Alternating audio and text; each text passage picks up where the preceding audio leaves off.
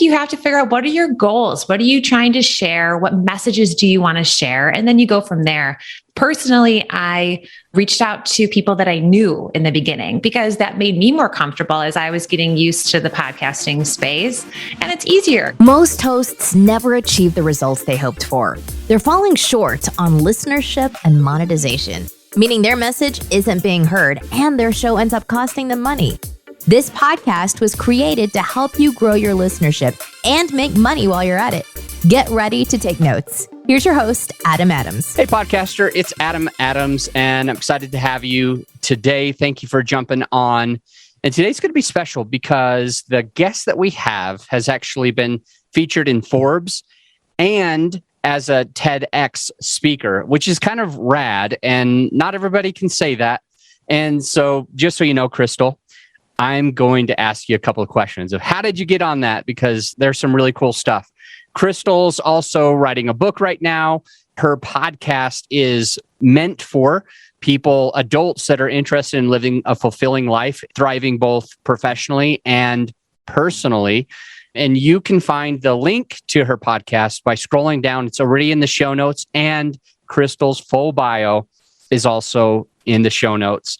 Kristel and our team, Grow Your Show, we've been working together for about a year, almost coming up on a year. I just noticed that today because we're sending you out a monthly report. So awesome stuff. When did you start your podcast? It was a little bit before we started working together. Is that right?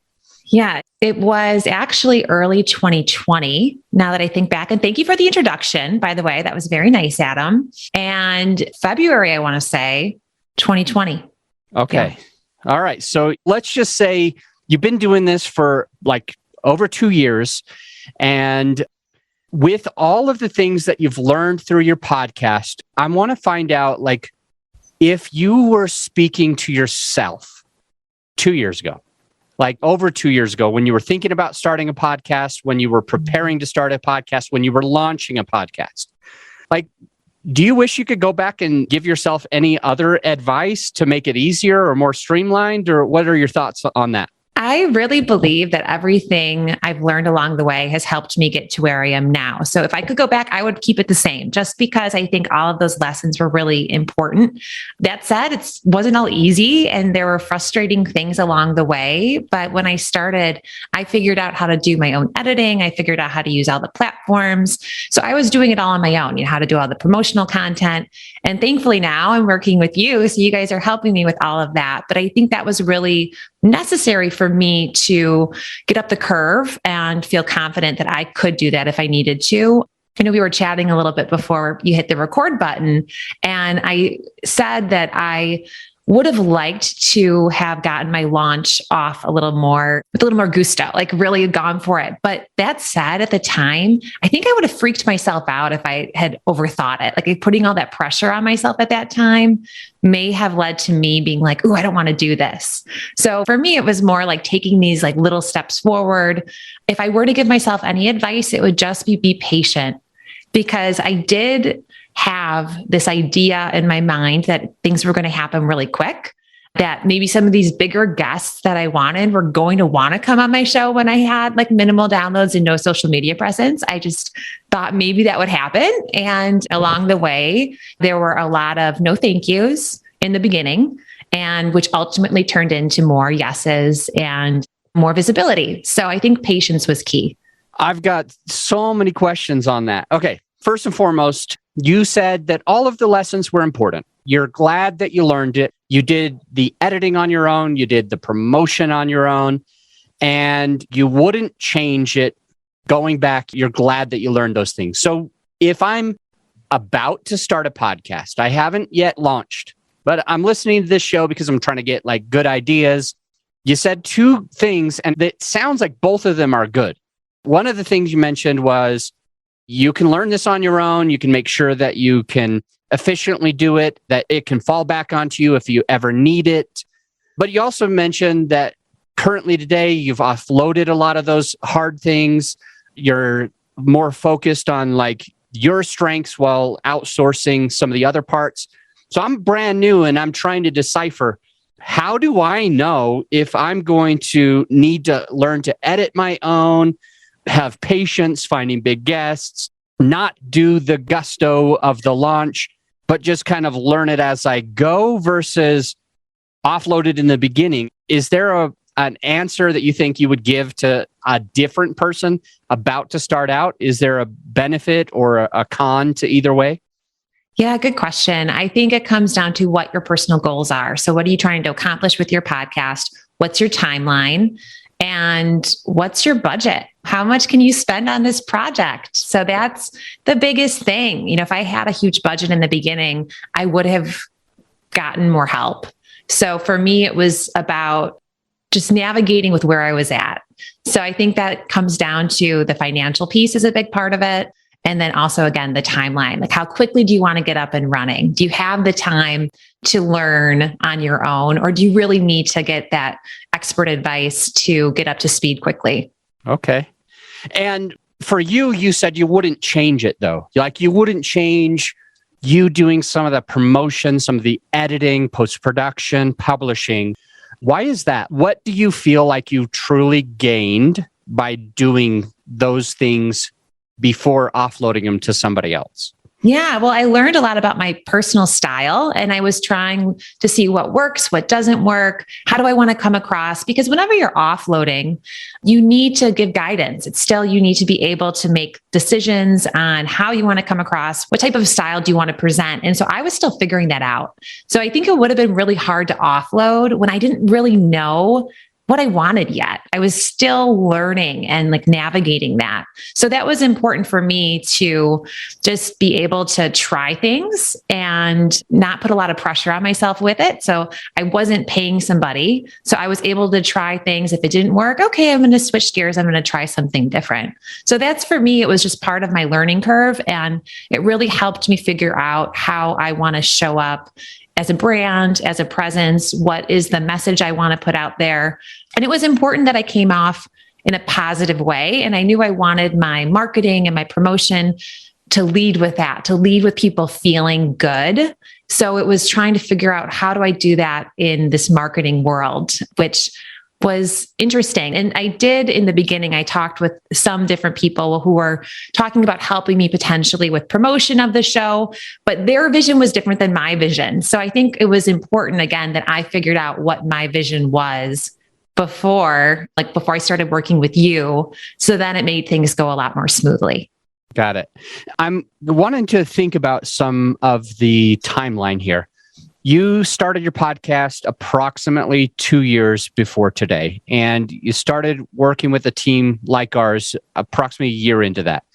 But I'm curious, like before you launched your podcast, had anyone told you, you got to have a show? Had anyone told you a show would help you? Had you specifically thought, oh, I need to have a podcast, but I'm not sure how to start? Was there like a month or a year or 2 years or 5 years where you were kind of like trying to make this decision before you jumped in a couple years ago? So what happened, it was interesting. I had my fellowship week in Tucson, Arizona. I'm an integrative medicine fellow through Dr. Andrew Weil's program through the University of Arizona. So we were having our residential week. I was there with mostly other MDs. I was trained as a physician assistant, but mostly MDs were doing this program. And we had one little like breakout session talking about marketing. And I really didn't know anything about marketing. At the time, I was in clinical practice. I didn't have this vision yet of my show and starting Live Greatly and all this stuff. So they talked about that if you want to market yourself, there's some different ways to do it. You could start a blog, you could start a podcast. And I had never listened to a podcast. I was like, podcasting, interesting. And I started on that fellowship week to think about, well, what do I want to do with my bigger vision? And ultimately, I had been thinking about getting into the speaking space. And I thought to myself, well, okay, if I want to get into the speaking space, it seems like podcasting might be a really great way to get some practice, to get confident on air. And so that's kind of where that seed got planted. I was chatting with some friends on that trip. And then I came back and remember I went to Barnes and Nobles and like bought a book about podcasting and read through it. And I talked with my husband and my brother-in-law, his girlfriend, and my in-laws over Christmas break about it. And I was like, what do you think? Do you think maybe this could happen? And and then I was like, all right, I'm going to reach out to people in the community. I'm going to see if anybody has a podcast. And people were really helpful. And I talked with some podcasters, got some great advice, and found out our local library had a media center. And the person in there knew about podcasting. So he helped me navigate some of this stuff and help me get off the ground and get started. So it was just like taking that first step and then, all right, what's next? And here I am. Okay. Couple quick questions then. I love this. So when was that before? How long did you say the fellowship was where you were with all the physician assistants and medical doctors? When were we there? So, I remember I was chatting with over Christmas break is when I was talking with family about it. So it must have been, I think it was like October. So it was just a couple of months. Yeah. It was it wasn't weeks and it wasn't years. It was just a couple months. It was soon. Yeah. It was like, that was when I started thinking about it. Yeah. Nice. And so your goal was to become more of a speaker, get into that space. You went to Barnes and Noble, got that book, read it, liked it, started talking to friends, family, and other people that you met that knew podcasting.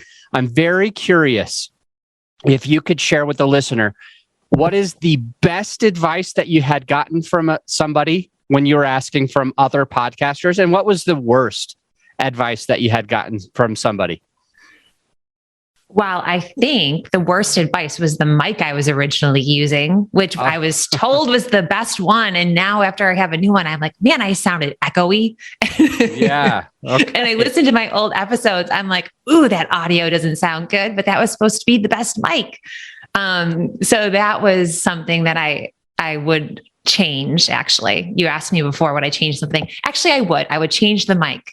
Okay. If I knew in the beginning. So that wasn't great. And then the best advice, I think the best help that I got was from the library, and the person who worked there, he was wonderful. And he really helped me navigate learning Audacity and uploading and editing. And I had no background whatsoever with any of that. So I was really a little intimidated or a lot of intimidated by it. And he made me feel very comfortable and was able to be patient with me as I was learning it, which helped me ultimately be able to do it on my own, which was great. Awesome. And I think that it's notable, and I'll try to make sure that my team who's listening and editing this right now does me a giant favor. And actually it's for the listener, does the listener a giant favor and puts in, we did 2 episodes where we talked about different like microphones that you could use and good microphones. And the big takeaway is basically dynamic versus condenser mic. And I think you had a Blue Yeti when we started working. Is that true? I did. Okay. And I know, Kristel, you don't want to bash Blue Yetis. I don't. But I absolutely will. And the listeners probably heard me say it before, but Blue Yeti is a condenser mic. So you're going to hear lots of different stuff. And I think the one that you're using now is about $100. It's less money than the Blue Yeti. But it works better. I love that. That's good stuff. So I think that's really good. Best advice was tools to use and how to use them to kind of get this going, like uploading everything, editing everything. Worst advice was the suggestion of this certain microphone that was a condenser microphone and ended up sounding kind of hollow or echoey. Because I didn't have a studio. Yeah, if I had a studio, that'd be one thing. But, recording from my home, it wasn't the right mic for me, given the situation, which I didn't know that. So that was the tricky piece. Like I didn't have anything to really compare it to at the time. And you really sound really good. And I can see in the room that you're recording in, it looks like it's bare floor, like wood floors. You got a lot of walls. You got windows. There's not a ton of like furniture that would stop the echo. So I bet you the room is naturally echoey on its own, but you don't hear all that with the mic that you're using. Right. Very Good true. stuff. All right. So you talked about having patience with big guests. So I'm a listener today. I'm listening to you mention that. And I'm wondering, is it important to have big listeners? She wanted big listeners, but she learned that she had to have patience because they didn't say yes right away. So do I ought to have to focus on the most famous people ever? Or where's kind of the balance there? What should I be thinking as a new podcaster of like, if I should have guests at all, if they should be big guests, small guests, whatever. What are your thoughts there? Yeah. I mean, I think you have to figure out what are your goals? What are you trying to share? What messages do you want to share? And then you go from there. Personally, I reached out to people that I knew in the beginning because that made me more comfortable as I was getting used to the podcasting space. And it's easier. You have friends, colleagues, they're more likely to say yes as you're getting off the ground with this new project. So that's what I did. And I had a lot of resources through my fellowship, different teachers, and I had a lot of people in my fellowship who are doing really, really incredible things. So I just reached out to them. I was like, hey, you want to come on my show? Remember I talked to you about this during fellowship week? And so that worked out for me. And then I asked family, and they would make recommendations based on people that they knew. And that's how I started. I had certain people that I thought that would be really neat to have them on. So that was kind of in my mind of like, ooh, I would really love to have a conversation with this person or that person. And so that's kind of where I found I needed the patience because I had already this idea of like, oh, I would love to have that person on, but their PR agent wanted to know all of my numbers because you're not like emailing that person's, personal email. You're going through their PR agent and they wanted certain criteria to be met before they would say yes to coming on my show. So that's, for me, it was like, all right, well, we'll get there. I didn't, I tried at least to not stress out about it. And it was more just having fun along the way and reaching out to people from, it depends what you're doing. No, it definitely doesn't have to be anyone that is famous by any means, but just people who are going to bring value to your audience. I mean, that's, I think, what it really comes down to. I got a lot from that. So first and foremost, we got to decide what our goal is. And I was with this engineer once, and he's told me never to say reverse engineer. So I will try not to say that. But once you decide where you want to go, you got to figure out, reverse engineer, how are you going to get there? What are the steps in order to make this happen? But you got to kind of like decide that destination. And it's like if you're going on a road trip and you don't have a destination, it's going to be pretty hard to go anywhere. So you've got to at least figure out where you're going, map it all out, figure out where you're going to stop for gas, for food, for sleeps, and then you can make that happen. But you got to figure out where it is first. You mentioned that big guests aren't essential, but adding value to the podcast is essential. And then you also mentioned that you worked with a PR agency.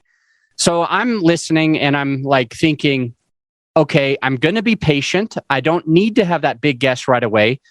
But if I do need to get a big guest, how do I get them? Is it expensive working with a PR agency? Is it free working with a PR agency? And also, who can we get if we work with some type of PR agency on our podcast? I did not personally work with any PR agencies. So I didn't pay for my podcast, at least. I was working with a PR person more for TV appearances and stuff, but not for my show. But what I did do is I connected with a lot of PR agents. So I connected on LinkedIn, which was a great space for connecting with PR agents. And then they would see in my profile that I have my show. This is what I do. I actually, after connecting with certain PR agents, started getting pitched more guests. So that was really great. But I developed relationships with these PR agents over time. And that just kind of happened, again, through the initial, reach out with a message. Make sure if you are reaching out to someone, you do a personalized message. Don't just click the connect request, or you could, but you might not get the connection. So that was the first step, was just making those connections. But then also, if I wanted a certain guest on, I would figure out who their PR agent was. And I would reach out to their PR agent with my pitch. And, if you're looking to have a guest on, play around with your pitch, see what works. And I know now where I'm at, I get a lot of pitches for my show, and certain ones, I don't want to read it. Like, it's just like, if it's too dense and there's like too much information, I'm like, oh my gosh, it's just a little overwhelming. So I have found what I like to receive as far as pitches. And then I've tried to tailor my pitches to that angle where, like, I'm getting the really catchy things up front that'll grab their attention. Always mention if you have a personal connection with the person you're asking to come on, whether it's, we have some mutual connections these are the people that we have mutual connections. They've been on my show. That always helps. So if you have a guest on, you can see who are they connected with, who's following them on social media. Are any of those people, would they be great guests? And then, maybe I'll reach out to them. Oh, I just had this person on my show. I see you're connected. I'd love to have you on. So I think it's just navigating it, remembering that you're talking to a human being, and don't be a robot about it. Just try and take a deep breath, be natural. I think that's what works best for me when I'm receiving pitches. If it's like someone's talking to me in a comfortable way, less like a robot, more like a person. I got so many notes from that. All right. If we are thinking, I want to have big guests, we don't necessarily have to go and pay PR agents to bring guests on our show. But a good thing to do that you did, Kristel, is that you are on LinkedIn and you organically, naturally, slowly started connecting with different people who are PR agents for different people. And you used a private personal message when connecting with them. And the things that we need to be thinking of when we're connecting with people like this, whether it's the person we want on our show or the PR agent for the person that we want to have on our show, is to play around with your pitch, see what works, make sure it's a personalized message. Remember that you're talking to a human being. And my thoughts are, when we're playing around with this personal message, it sounds like you're saying, you get overwhelmed when it's too much. So basically less is more. And then the other takeaway that I got was you want it to have some type of hook, grabbing the attention, being catchy up front. So short and sweet, personal, but it needs to have something that's going to grab the attention of the reader almost right away, it sounds like you're saying. Mm-hmm. Can you share with us just one different PR agent or person who ended up coming on your show, like just the process that you got to get that one person? How did that work? So I'm thinking of one. I'm not going to do any names or anything, but I'm thinking of this one PR agent that I connected with over LinkedIn, and she's wonderful. Her and our relationship has gotten to the point where I feel like I get a message from her at least once a month about something at this point.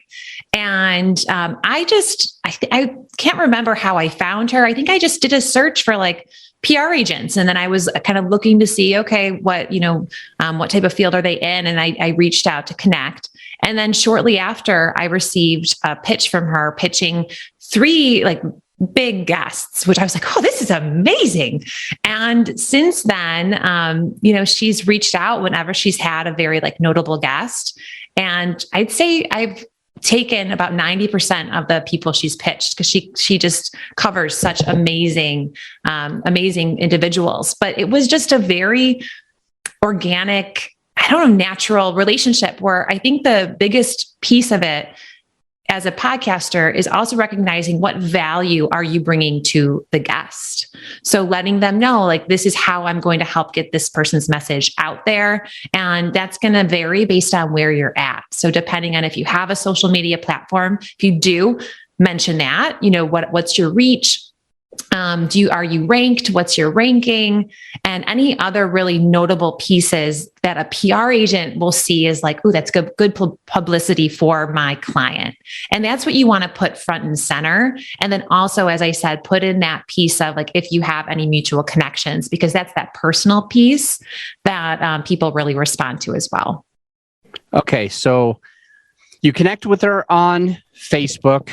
LinkedIn. One part of your approach was kind of like not aggressive, not overwhelming, not too much, not forceful. You just were more of like a lighthouse, a beacon. You were who you were, you stood for what you were doing, and you let her kind of come to you. And now she's giving you a great person almost every month, and you're taking like 90% of them. And these are just great guests for you. And you don't pay her anything for that? No, I haven't paid cool. any PR agents to get guests on my show. Mm-mm. And a couple pieces that helped you get there is she knows that your podcast is in the top 1% ranked in the world. She knows that that you have a certain following on some of your social. She knows what it is that you do. And so you've intentionally let her know the notable publicity, like what is going to happen when that person comes on your show. And the other takeaway was that you made sure that as you're reaching out to her or others like her, is any mutual connections that you have, like, and I've done that on different socials as well. Like when I'm connecting with somebody, I might have my first message, hey, I noticed that you're connected with these 3 people, so I thought I would connect with you. We probably have something in common, or I might even ask, how do you know? How did you get to know Kristel Bauer? She's awesome. I really respect her. How did you get to know her? And then that could be like the first message that we send to somebody like this. Yeah, I think what I have found personally, I don't do this for LinkedIn, because LinkedIn, I think there's a lot of connections where you don't really know the people, like it's just, they've asked for you to connect for whatever reason. Maybe you're in the same space, but you've never had a conversation. So I don't do that for LinkedIn, but I do pay attention to this on Instagram, where I'll check people's Instagram pages and I'll see who are they following, and this is again for some of the guests who have bigger visibility. And I then will look like, oh, have I had any of those people on my show? So if I'm trying to get to a big guest and I have to go through their PR agent to get them on, I will say in my pitch to this PR agent, oh, this guest that I want to have on, it looks like we have some mutual connections. These are who they are. I've had them on my show. So that's how I like to use it. I like that. That's great. So see who they're kind of following, see who they're connected with, especially 1 or 2 or 3 of them have already been on your show. That adds a ton of credibility. And then they're like, oh, wow, she's had these 3 people that I know on her show. Who else do I know that I could get on her show that's kind of similar to them? Yes. I think that's really smart. I have one more little piece of advice, because this really helped me. And this was like something that just clicked for me recently. So I was reaching out to try and get a very big guest on. And I reached out to their PR agent and I got a no. And it wasn't the nicest no. Like I've gotten no's said in different ways. Some I'm like, oh, okay, that's fine. And some I'm like, ooh, that was a little rough, just like very kind of dry. So it was a response where at first I was like, oh, okay. And then I thought, well, how do I want to handle this? How do I want to respond to this? And so I decided I was going to try something a little different. And I responded saying, thank you so much for letting me know. If you have anyone else that you're working with that you think would be a great fit for my show, feel free, to reach out. And so I was like, let's see what happens. Within 10 minutes, I got a response. Well, how about this person or this person or this person? I was like, what? And these were great, great guests that weren't even on my radar. So it really just showed like, try and keep the door open. If you reach out and you get a no, you can also say, oh, would there be a better time to reach out? Or so just try and like see if you can keep the conversation going? So I read this book. Okay, I'm lying. I listened to this book. It can't be counted as reading if you're dyslexic and you only listen to it. But the point is, I got the information from this book. It was literally called "Go for No," and apparently, like getting to the no there's a lot of benefit to that, especially if you do what Kristel just said. Especially if when you get a no and it's not the nicest no, she just says, hey, thank you for letting me know. Is there, if there's ever anyone else, feel free to let me know. That if there's anyone else that you think should come on my show, feel free to let me know. And you were able to take, I would say most of us as human beings would be like, F that person. Okay, I'm done. But you were like, hey, thanks for letting me know. If there's ever anyone else, let me know. And you kept the door open. And as a result, you got these 3 other really good people. And I don't know if you've had that one person that was not nice no come on the show yet, but it sounds like you're probably closer to it because you worked with these other few people. So go for no. And don't be afraid of no. I sold door to door. Kristel, I don't know if you knew this. I sold door to door for several years in a row. And in the beginning, some days you'll talk to 100 people and all of them will say no. And it's overwhelming. It's scary. You're putting yourself out there. You're getting, it feels like it's personal. But if we can stay positive and go through any of these no's from door-to-door selling or from connecting with potential guests and keep it positive, keep it polite, keep it respectful, you can make lemonade out of lemons sometimes, it sounds like. Yeah, that's so true. I know. And it's just sometimes taking a pause. Like, don't necessarily give yourself a moment before you automatically respond, especially if you don't hear what you want to hear. So that was like the big thing for me, is like taking that moment, like, oh, I have a choice here. What do I want to do with this? It's an opportunity. So I'm impressed that you did the door-to-door, Adam. That's hard. I can't imagine that. The benefit was that in summer, you could make like the same amount as some of your friends who worked all year round. And so you could like make some money quickly. But now it was hot, it was difficult, it was challenging, and I ultimately gave up after 6 years of doing it. I said, not another door. I won't knock on another single door. But not to be impressive, but to make sure that there is a piece of this that is beneficial to all of us, is that by being okay with a no, go for no, the book, or just knowing that if you stay positive, there was times that I would get like 99, literally, I'm not exaggerating this. In one day, I would get like 99 plus people saying no. I would knock on at least 100 doors and never sell anything. And then you would knock on that next door and you would be like, how do I get back into the positive attitude? How do I not let any of that stuff faze me?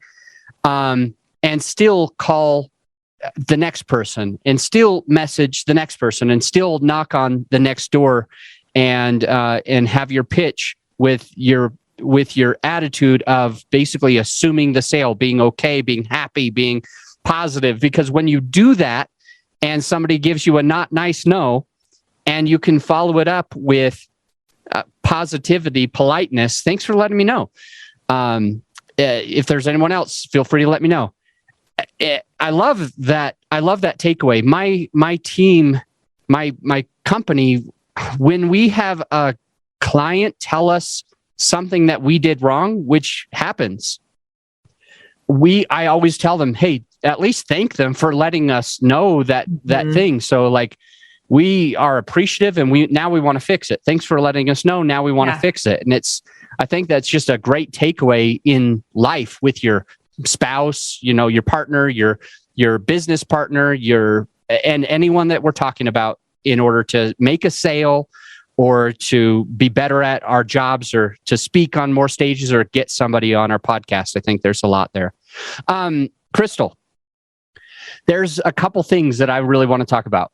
Okay. And so you got booked on what are these called? A TED Talk. You did a TED Talk, and I would venture to say half the people listening today, they probably are interested in doing a TED Talk. So I'm just curious, like, did your podcast help the TED Talk? Did the TED Talk help the podcast?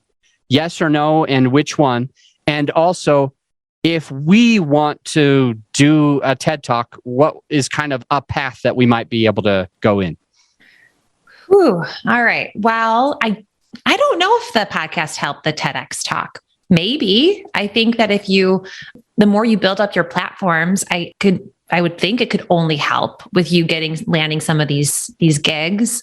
The TEDx talk for me, I pitched myself multiple times for different TEDx ones, and maybe 6 or 7. I mean, not crazy amounts, maybe more. I can't remember, but I went on the TED site and it shows you where the TEDx talks are going to be. And I would reach out to the facilitators or whoever was organizing the event. I would do a formal pitch if they were accepting a formal pitch. But in addition, I would connect again with that facilitator on LinkedIn or whatever social media they had. And I would let them know or ask them a question. Like, I see you're hosting an event. I'm interested in speaking. I just submitted my application. Or if there's not a link to submit an application, are you accepting applications? When are you accepting applications?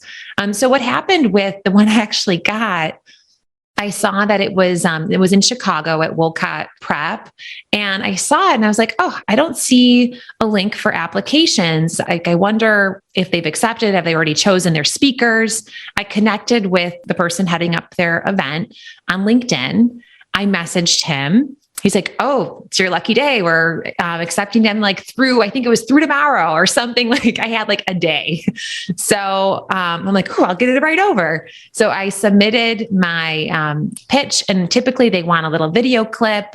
You really want to give a lot of thought to your headline. How is it going to be catchy? How are you going to bring value to them, to their stage? They typically will have some sort of theme. So how can you really angle it to their theme and something unique? And so I did that. And I found out I got the email I had gotten selected, which was super exciting. So it was, I got no's before I got that yes. And I think just stick with it and try and if maybe one pitch or one angle isn't working or you're getting a lot of no's, that doesn't necessarily mean it's not a good topic. It could just not be the best topic for their theme. But if it's just you keep getting no's, it might be time to rethink that headline to really make it stand out and make it really catchy. And I would also say to listen to other TEDx talks, see which ones are really taking off. I had a great mentor who helped me, who did a TED talk, not the TEDx, but like the TED. And his views are like crazy. And so we chatted a lot, but he's like, you really want this to your headline. That's the big piece. Like, they want something that is going to stand out. So I would just advise you, if you're looking to do a TEDx talk, to really focus on getting a really strong hook and headline. This is super valuable. Couple things is you weren't daunted by a no or even 6 or 7 no's. You didn't quit. I believe most human beings would be sad after the first one. They might be like, oh, that's too bad. Maybe I'm not cut out for a TED Talk. But you did it a second one. You tried a third one. They said no, and you're still dauntless. They did a fourth one, a fifth one, a sixth one, and you got maybe a 7th no before you went and finally got the yes. And I have a feeling that if you got an 8th no, you would be still trying after. Yeah, and I think that's a big thing to take away, is being relentless, not giving up, persisting, being determined, and keep going, trying something a little bit new. Other takeaways. A book called The 10X Rule, I think I listened to, by Grant Cardone. He's basically saying, try everything, do everything, do different types of marketing, connect with other people. And you basically, that's what you do. This is like, you are relentless. You don't quit. You persist. You connect with people. Instead of just doing the thing, you also connect with the human being one-on-one. So there's a lot of takeaways that if our listener who is a podcaster or about to be a podcaster wants to be successful in that thing, I think part of it is just putting in the work, putting in the reps like you have over time. And that's one of the reasons that you got through. You also were able to cater some of this toward the TEDx talk. For example, you did your recon so that you could stand out. You made sure you had a good hook. You made sure you had a unique angle. You added value. You had a good headline. You were always prepared. So as soon as that person said yes, you're like, okay, it's ready. Here you go.